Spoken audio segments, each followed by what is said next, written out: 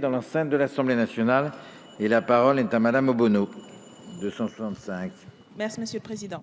Alors, cet amendement vise à généraliser la césure du procès pénal en permettant un ajournement aux fins d'investigation sur la personnalité et la situation sociale, économique et familiale des personnes prévenues, dans l'objectif du prononcé d'une peine adaptée en respect des principes d'individualité de la peine et de la notion de parcours d'exécution des peines.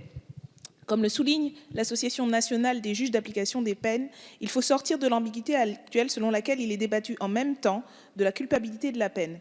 Si, afin de lutter réellement contre la récidive, on veut rendre effectifs les principes d'individualisation et de parcours d'exécution des peines, il faut prolonger ce que la loi de 2014 a introduit avec la possibilité d'ajourner le prononcé de la peine et d'ordonner des investigations en imposant cet ajournement. En effet, actuellement, cette possibilité laissée par le législateur est peu utilisée. Plusieurs raisons peuvent expliquer cet échec. D'une part, la logique de rentabilité et d'engorgement des juridictions pénales est depuis trop longtemps installée dans les pratiques.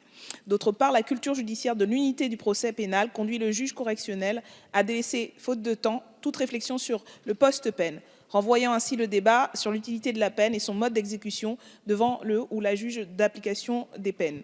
Selon nous, il faut construire avec la césure du procès pénal une nouvelle architecture du débat judiciaire pour en finir avec la confusion actuelle tout en veillant à une exécution des peines dans un délai raisonnable. Ces césures permettent de donner à la peine prononcée une plus grande utilité sociale, que son exécution pure et simple et une plus grande efficacité en termes de lutte contre la récidive. Et par cette phase d'investigation, il s'agira pour les services pénitentiaires d'insertion et de probation et les associations socio-judiciaires de déterminer le contenu d'une éventuelle peine de probation ou une peine d'emprisonnement dont les modalités devraient être fixées au plus près des besoins de la personne. Merci.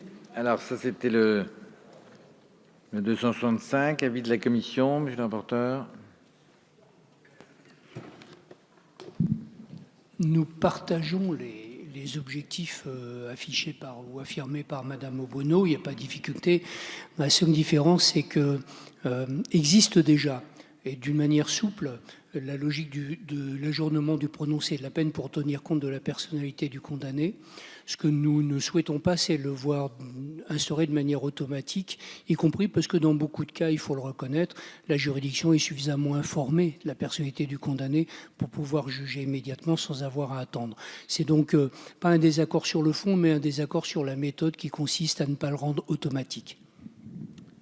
Madame la garde des Sceaux. Même avis. Merci, monsieur Bernalicis.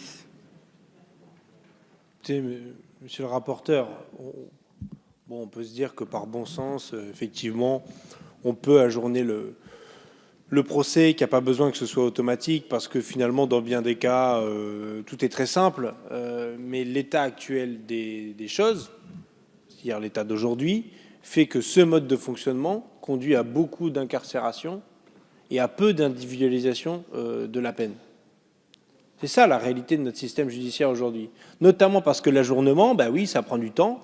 Il faut revoir à plus tard, il faut aller plus loin dans l'enquête sociale. Il faut intégrer les services pénitentiaires d'insertion et de probation en amont.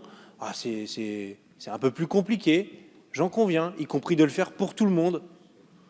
Mais on pense que ce droit à la césure du procès pénal devrait pouvoir être garanti, de sorte à avoir des peines qui soient prononcées beaucoup plus avec de l'individualisation, parce que c'est ça l'objectif, et vous le dites vous-même que vous le partagez.